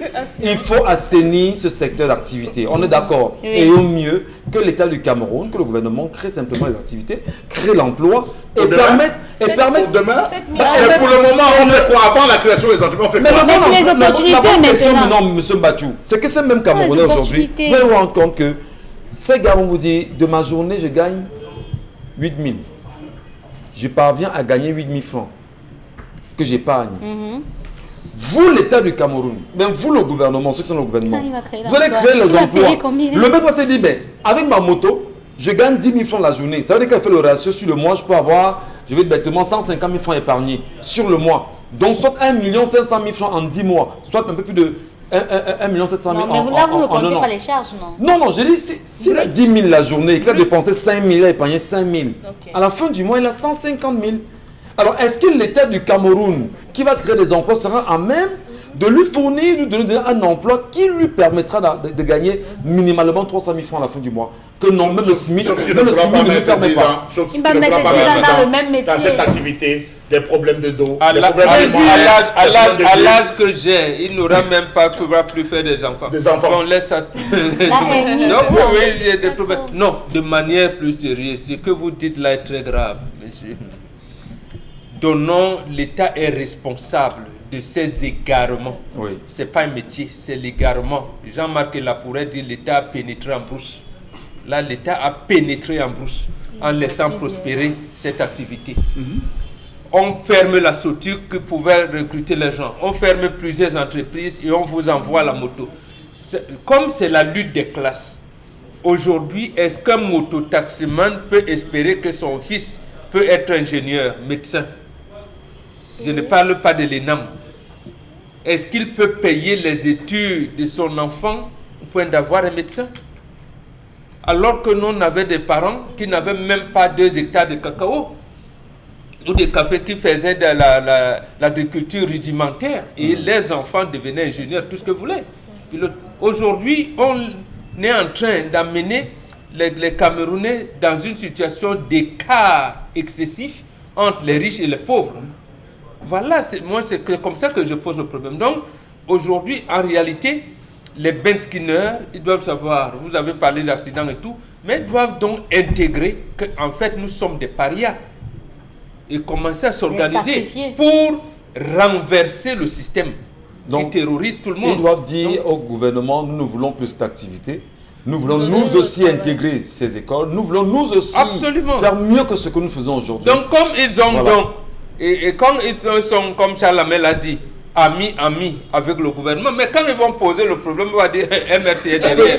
Voilà, donc, voilà le truc. Mais on finira par en arriver là. Voilà. Merci beaucoup, Mon. Dans un instant, on sera avec Henri Simplice Tchanganziemi sur ce plateau, madame, messieurs, pour nous parler bien évidemment de ce projet concernant bien évidemment l'immigration efficace Canada. Il sera dans un moment avec nous sur le plateau. Mais avant, Karine, les messages. En Europe, certains parents laissent leurs biens aux ONG. Il y a qu'en Afrique que cela est étrange. Un parent de son vivant a le droit de faire ce que bon lui semble avec la sueur de son front. Cet enfant mérite ce qui lui arrive, car s'il avait eu le moyen de finir avec son père pendant sa maladie, ce qu'il aurait fait pour ses biens. Mais c'est bizarre. Michel, il faudrait Oui. dire peut-être aux gens qui m'envoient le message pour me dire honore ton père et ta mère, machin, chose là, que je maîtrise bien ces passages bibliques. À aucun moment, Oyengelek ni moi, parce que vous êtes indexé également, n'a demandé qu'il manque de respect. Mais ce qu'on parle, on parle de pardon à ce moment-là. Et la parabole, justement, de l'enfant prodige fait état de ce qu'un enfant qui a dit à son père, papa, donne-moi mes biens, je vais être libre, je veux vivre ma vie, je veux manger, je veux m'enjailler. a demandé à son père de lui donner sa part d'héritage. Il est allé, ça n'a pas marché et il est revenu et son père lui a ouvert les bras. C'est ce qu'on demande à ce père de faire, d'ouvrir les bras à son enfant et de lever, entre guillemets, cette malédiction. Cet enfant n'a pas fait ça. Donc, on a dit donc, au nom de ton père là, se termine avec des conditions et tu vivras longtemps. Et tes jours seront donc longs. l'enfant entre lui-même dans la malédiction et vous venez. Deuxième chose. Et une succession d'échecs, d'erreurs. Donc il a fait une erreur et lorsqu'on fait une erreur et qu'on fait amende honorable, c'est normal qu'on accepte. Bon, vous aurez donc dû commencer à dire va demander pardon à papa. Non, vous l'avez jamais. Non, je l'ai dit. Maintenant, c'est moi qui décide de comment je dis les choses. Allons dans la Bible que vous maîtrisez bien. Encore la Bible. Vous avez dit l'enfant prodige n'a pas insulté son père. On a dilapidé l'argent qu'on lui a donné et les biens qu'on lui a donnés. Il a exigé. Oui, mais ici il a dit à son père, le type là n'aura jamais ses portions de Dieu. Voilà. Et quand on a dit tu enfanteras dans la douleur, Dieu est bon. Jusqu'aujourd'hui, la femme enfante en douleur. Voilà. C'est ça le rapport. Lui qui est bon, miséricordieux, il me dit. Alors, c'est ça le message, Karine, les messages, je vous en prie. C'est ça le rapport. Il a même regretté d'avoir créé l'homme. Dans Genèse. Merci beaucoup. On ne doit jamais maudire son enfant. S'il ne te donne pas à manger, ni de quoi te soigner, l'autre enfant te donnera et seul Dieu fera le reste. Il ne l'a pas maudit pour ça. Il ne l'a pas maudit pour ça. Il ne l'a pas maudit pour ça. Ouais. Justement. Mon professeur de la classe de 6e, c'était un motoman jusqu'à présent. Donc, c'est pas facile d'arrêter le métier des motos. Beaucoup de familles en souffrent. Le salaire n'est pas bon, donc nous sommes obligés de faire la moto. Alain, la Moi, je connais des journalistes. Moi, je connais des journalistes qui sont... Quand ils vont dans leurs organes de presse, lorsqu'ils y sortent de là, ils reprennent leur moto et puis font quelques sous pour gagner quelques subsides et pouvoir faire manger leur famille. La famille, l'État devrait se rendre compte qu'il a occasionné la disparité de nombreux métiers. Vous n'avez pas eu des plombiers. Vous n'avez plus des charpentiers, vous n'avez plus des électriciens, des électroniciens, parce que tous sont sur les motos. Les réparateurs de frigo, ceux qui font ils sont sur la moto, même les ventilateurs, ils sont sur la moto. Mais vous ne pouvez plus trouver un plombier, les gars sont sur la moto. Il faut qu'on revienne à l'essentiel. Il faut stopper, non? Il faut stopper, non, monsieur Mbachou? Non, il faut d'abord donner des opportunités. On est dans la période des opportunités. Mais vous parlez de quoi d'opportunités? Les gens prennent 100 francs, ils savent que bon, je ramasse mes 100 francs rapidement et puis pas que je valide, hein. Je valide, j'ai mes 10 000 francs la journée et puis voilà. Vous faites comment? Oui, si l'État ne donne pas d'opportunité, je ne peux pas laisser mes 10 000 francs pour aller sur les vagues. Donc, vous êtes d'accord que les petits métiers ont disparu, les soudeurs, etc. Parce qu'on ne forme même plus dans ces petits métiers. Il n'y a même plus de mécaniciens aujourd'hui. Chacun prend sa moto et tout de suite, voilà. Les messages, Karine. Les mototaxis dans un pays ou dans une ville reflètent le degré de discipline de ses dirigeants. Collins Colby qui écrit ce matin. Les mototaxis dans un pays ou dans une ville reflètent le degré de discipline des dirigeants. Ce sont les motos qui ont causé l'accident d'Avenir hier encore. Pourquoi vous ne comprenez pas le 237? À quoi me depuis Bafoussam? Un autre message. Voilà, une malédiction sans cause n'a pas d'effet, dit la Bible. Et Dieu, lui, n'a jamais fait ce qui est mal, mais le Père, si. Non, mais l'enfant, il a déjà la malédiction, il dit qu'il veut retourner. On lui a dit le Père, si. Mais il veut savoir si ça cause. Les moteurs. Mais attends, quand Dieu dit tu enfanteras dans la douleur, tu vas mourir. Bon, faut pas s'accrocher. Dieu dit tu vas mourir. Faut pas s'accrocher sur ça. C'est ça la première malédiction. Visiblement, le bantouisme que vous prenez ici, il n'y a pas de pardon. Vraiment, dès que quelqu'un fait quelque chose qui n'est pas bien, bam, on sanctionne. Dieu lui-même a fait ça, non? Qu'est-ce qu'il a fait à Sodome et Gomorrhe? Pourquoi lui ne pouvait pas dire que... Mais pourquoi Jésus est revenu alors? Lui-même, il a refusé de sauver les deux. Donc, il a refusé de sauver les deux. Rappelons le code d'éducation bantou. De 0 à 10 ans, il est ton esclave. De 10 à 20 ans, ton disciple. De 20 à 30, ton ami. Et de 30 ans plus, sois conseiller pour lui. Et quand ça ne marche pas, on le maudit. On n'a jamais dit ça. Je vous en prie. Ils sont très nombreux, bien sûr, nous regarder ce matin. Et les commentaires sont tellement nombreux. Et Ça va très vite. Allez, dans un instant, madame, messieurs, je vais très bien dire, nous recevons aujourd'hui monsieur Henri Simplice Tchanganziemi, consultant réglementé en immigration canadienne, membre du conseil de réglementation des consultants en immigration du Canada. Il est de passage, bien sûr, au Cameroun pour l'inauguration de son nouveau bureau à Bonamoussadi, ici à Douala. Désormais, vous aurez bien sûr le choix de vous rendre à Immigration Efficace Canada, agence de Bepanda ou de Bonamoussadi. Il est accompagné aujourd'hui de mademoiselle Leïna Ariel, et qui est directrice bien sûr de la nouvelle agence. Henri Simplice Tchanganziemi, bonjour et bienvenue sur Equinox Télévision. Oui, bonjour monsieur Ngachou et bonjour à tout le plateau. Et je suis content d'être de retour au Cameroun, dans mon pays. Très joli justement Ariel Leïna. Bonjour à vous Ariel. Voilà, c'est un plaisir justement d'être avec vous ce matin. Alors, où est situé exactement votre nouveau bureau de Bonamoussadi? Alors, je vais faire honneur à Ariel puisqu'elle est la plus jolie, disons. D'accord. Vous permettez, Charlamel, les autres, permettez qu'on fasse l'interview sans souci, je vous en prie. Arrêtez de rire. Merci beaucoup. Alors, Ariel, ça va? Ça va, merci. Il paraît que vous faites de l'effet sur le plateau. Alors justement, où est situé votre bureau de Bonamoussadi? Notre nouveau bureau de Bonamoussadi est l'immeuble bleu-rouge situé près de l'ancienne mairie de Douala 5e, au 4e niveau à la porte 402. D'accord. Et justement, les services que vous offrez en matière de voyage sont lesquels? Nous offrons beaucoup de services, notamment les visas, les différents visas étudiants, travailleurs, recherche d'offres, demande d'asile au Canada, parrainage au Canada et la demande d'études, les visas d'études avec ou sans bourse. D'accord. Mais justement, il se dit que la pandémie actuelle a obligé le gouvernement canadien à suspendre des voyages et l'octroi des visas au Canada. S'agit-il pour vous maintenant de prendre des dossiers des clients et les garder et d'attendre que la situation revienne à la normale ou pas? Donc, contrairement à ce que l'on pense actuellement, les demandes de visa peuvent toujours être faites. Tout dépend de la catégorie dans laquelle vous êtes. Donc, il faut bien le savoir. Le gouvernement canadien a pris des mesures très spéciales pour pouvoir accueillir des personnes en tenant compte de la pandémie qui existe. Donc, vous pouvez faire des demandes dans certaines catégories. Dans la catégorie des touristes, par exemple, tout dépend si vous avez des membres de votre famille au Canada ou si vous n'en avez pas. Si c'est un voyage d'agrément, vous n'en ferez sûrement pas. Mais de façon générale, les étudiants, les travailleurs qualifiés et beaucoup d'autres catégories, vous pouvez obtenir votre visa. Sauf qu'une fois le visa obtenu, vous ne pouvez plus aller payer votre billet d'avion comme ça se faisait par le passé. Il faut suivre une procédure spéciale, présenter votre plan de quarantaine et tous les autres pour pouvoir voyager.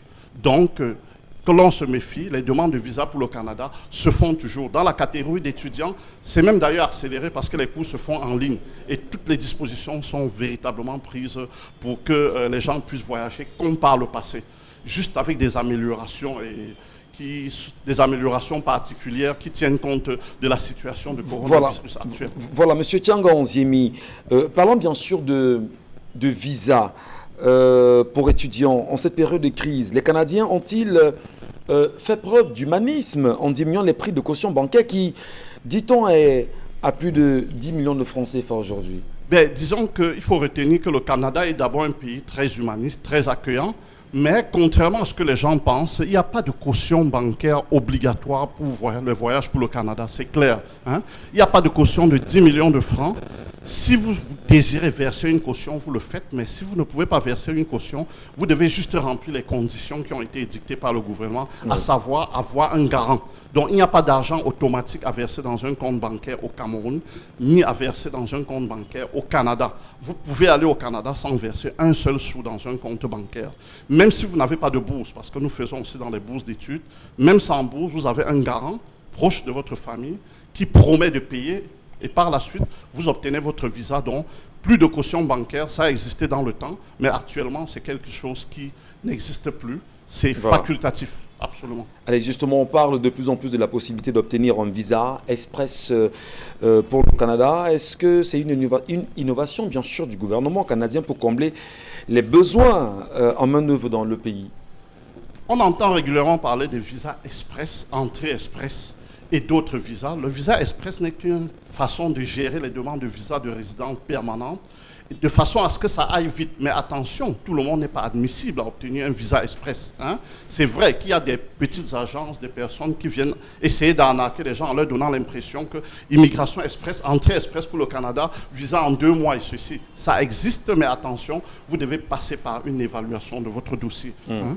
Vous devez absolument passer par une évaluation et à la suite de l'évaluation, nous pourrons vous dire si vous êtes qualifié pour un visa express. Oui, venez dans nos bureaux, on fera l'évaluation, il n'y a pas de problème, vous vous inscrivez.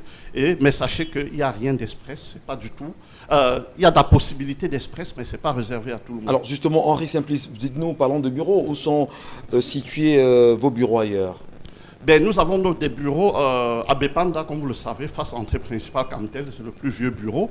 Et ce nouveau bureau de Bonamoussadi, dont ma directrice Ariel vous a parlé tantôt, ancienne mairie de Douala 5e, c'est situé à ce niveau-là.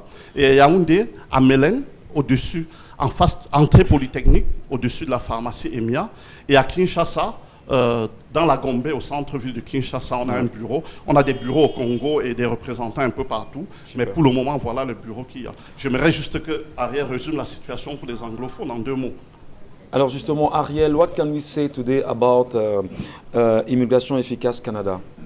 Okay, Immigration Efficace Canada is a firm.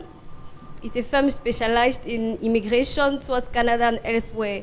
Our consultant who is here present is the president of the firm. Yeah, he does many services in immigration, asylum demand, visa for students, workers, entry express, offer research. We are situated in Bonamoussadi, close to the ancient Fit Town Hall, close in face of the pharmacie Fleuron. But now you don't have the contact. We have the contact. Ah, you have it. Thank you. It.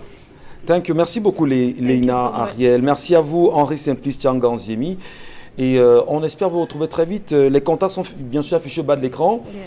On vous contacte rapidement et on vous retrouvera certainement dans le nouveau bureau à Bonamoussadi. De toutes les façons, je suis au Cameroun encore pour quelques semaines. Profitez-en pour ceux qui veulent parler directement avec moi. Voilà, merci beaucoup. Merci de passer chez nous ce matin et à très vite avec d'autres opportunités. Ok, c'est nous qui vous remercions.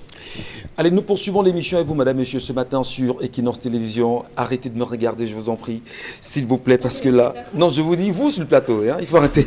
Mais on a juste vu que vous aviez des joues rouges comme votre chemise. Ah, les joues rouges comme ma chemise. Et l'anglais... Je manque les femmes comme ça. C'est votre produit. Hein. Merci beaucoup. C'est votre produit. Allez, la revue des réseaux sociaux Carré Sonsa, je vous en prie. Sortez justement le petit mot mal placé. Alors, dans le cadre de la revue des réseaux sociaux, le premier sujet, c'est encore cet accident de bus de l'Avenir Voyage au niveau de Fassep, si je ne me trompe pas. Fossap, voilà, entre Banganté et Fumbot. Un des rescapés a fait un témoignage que nous vous invitons notamment à écouter ce matin. C'est moi qui tire l'attention que me voulait faire payer la clé 10. Je dis que j'ai la clé 10, j'ai la caisse de clés. Il dit tiens la clé 10, c'est bon. Attends que le concours, tu me le donnes. Dès que le concours, il demande que j'ai dans la clé 10. Il dit que je fais du devant. Quand il dit devant comme ça, il ne parle plus, on continue devant. Maintenant il cause avec le moteur, il cause avec le moteur. Après maintenant, il fait peinture le femme parce qu'il est en train de le regarder. Il fait peinture le femme comme ça, il n'y a pas. Il commence à créer merde de peinture 2 fois, il n'y a pas. Il envoie la voiture en boost, il ressort la voiture. Il envoie encore la voiture en boost. La voiture frappe maintenant vers la boost. La voiture continue, ça continue. Moi, il m'accroche. La voiture tape l'arbre. C'est l'arbre qui fait la voiture inclinée. Pas la voiture volée avant que la voiture inclinée soit. S'en suivra une mobilisation tout azimut. Nous avons... Merci beaucoup. Il s'agit là vraiment d'une panne technique et que le conducteur à ce moment-là n'avait pas une pièce dont il aurait eu besoin pour la réparation immédiate de la panne. Mais maintenant, comment est-ce que cette agence a fait pour circuler alors qu'on sait qu'elle avait déjà été suspendue? Et la question justement vous est posée, Moran Bengan, on va quand même s'intéresser justement à une première suspension et par la suite un autre accident après ce qui s'est passé en Dikinimeki, je pense que c'était le 27 décembre voilà, 2020. quelques mois seulement après, la même agence est encore est pointée du doigt pour un énorme accident. Non, je pense que cela relève de l'incivisme de nous Camerounais. Le témoin raconte bien comment le chauffeur savait qu'il est dans une voiture qui a une défaillance mécanique, mais il a quand même pris le risque d'y aller. C'est gênant. Est-ce que c'est le patron qui lui a demandé de le faire? Il fallait peut-être se comporter comme ce conducteur à Ezeka. Il avait dit à Camara que je ne conduis pas ce train dans ces conditions. Et un autre est venu, vous avez vu ce qui est arrivé par la suite. Donc en fait, il y en a qui sont qui ont moins de conscience morale que d'autres. Dans la société, ça existe. Mais moi, la responsabilité revient au gouvernement.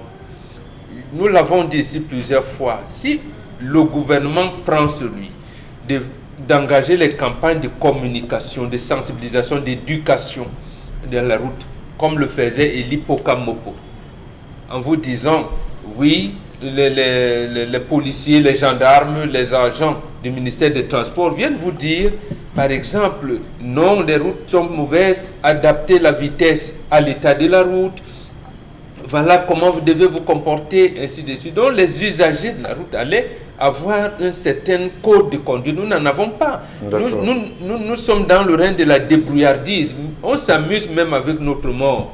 Donc voilà, c'est ça en réalité. Vous décriez également de découdrer l'attitude du chauffeur, du conducteur, conscient que la voiture a un problème et s'engage quand même avec des vies à l'intérieur au mépris d'une visite technique qui devait être faite quand même. En se disant que non, je vais arriver peut-être au tournant là au carrefour, je vais garer, il va me donner la clé et je vais réparer le petit bobo qu'il y a là. Je ne crois pas que ça c'est pas le propre seulement de cette agence-là.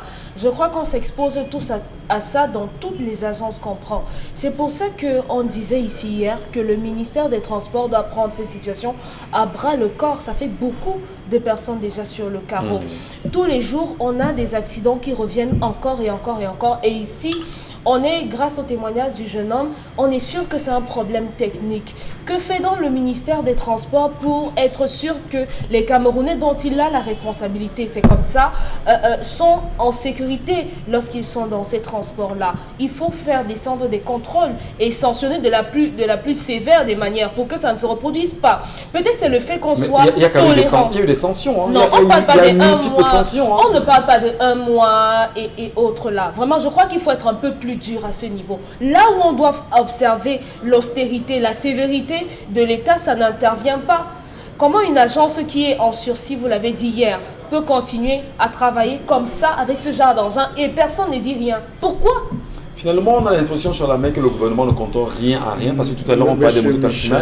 Même le secteur des transports semble être, échappe bien sûr au contrôle du gouvernement. Monsieur Michel Ngachou, on le voit généralement même dans le milieu urbain, où un monsieur arrive dans un feu, il arrête le moteur. Au moment de démarrer, la voiture ne prend plus.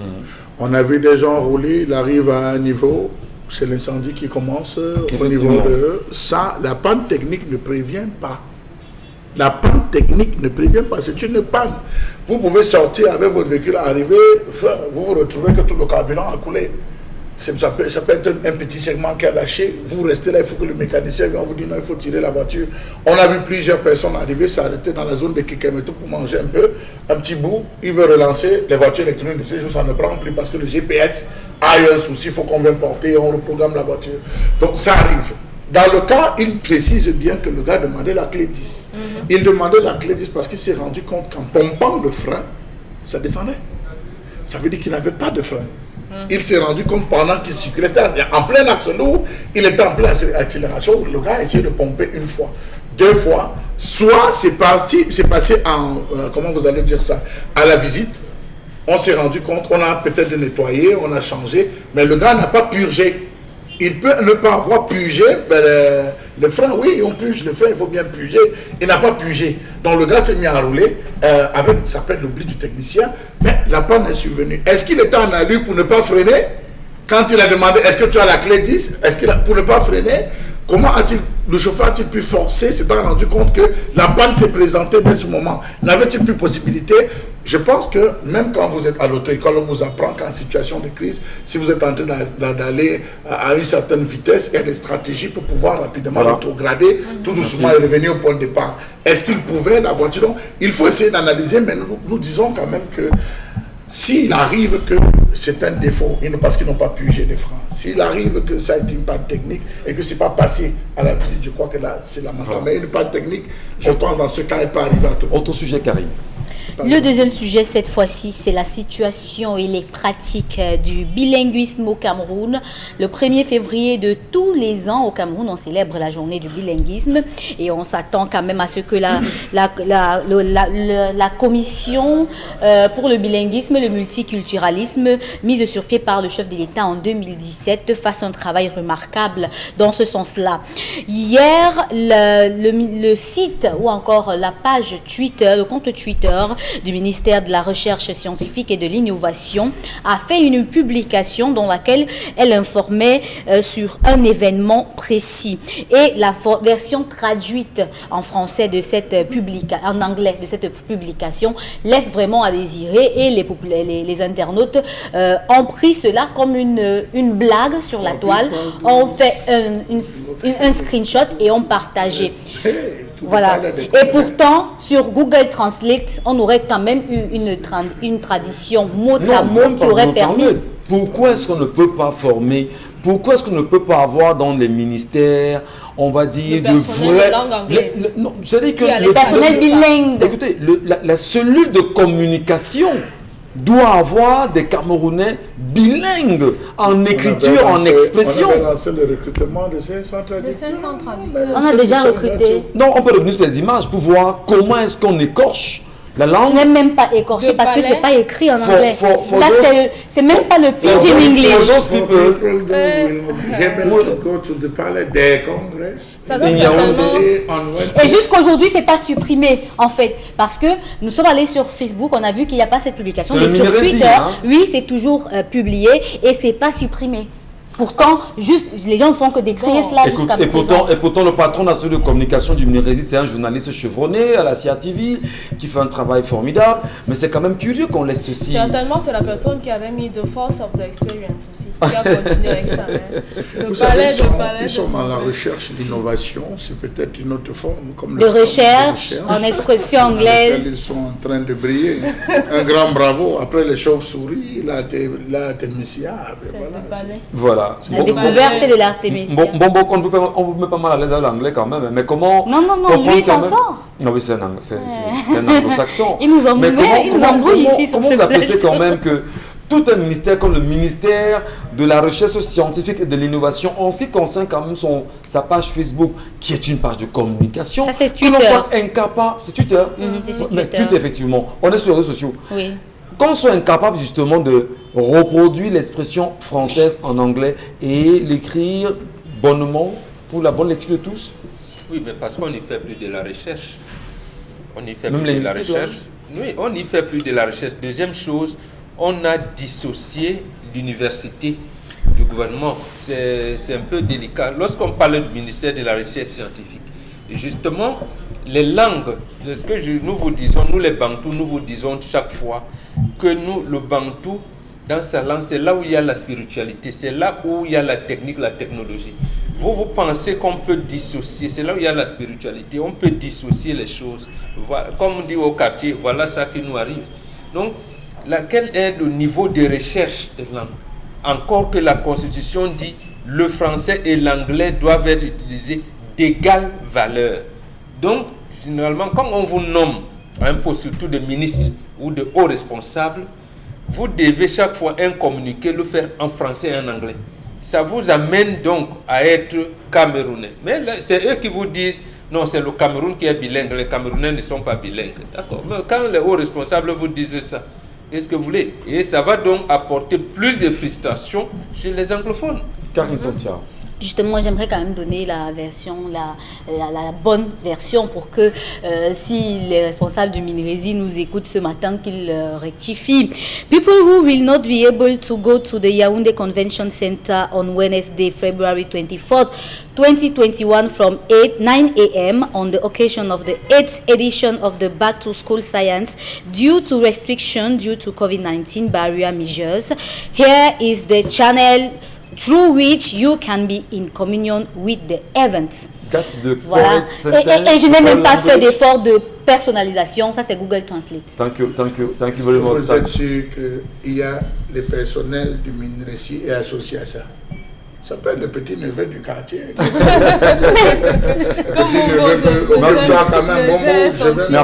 Merci à vous. Je connais un peu manipuler Internet. Ça, quand même, ce sera une insulte à l'endroit du ministère parce qu'il y a quand même des inspecteurs, il y a quand même des personnes chevronnées au Minresi pour laisser passer de tels. Je suis sûr que si vous êtes là, vous allez voir des gens dire regardez, on nous insulte parce qu'on a quelqu'un qui veut caporaliser. Apprenez à travailler avec vos collaborateurs.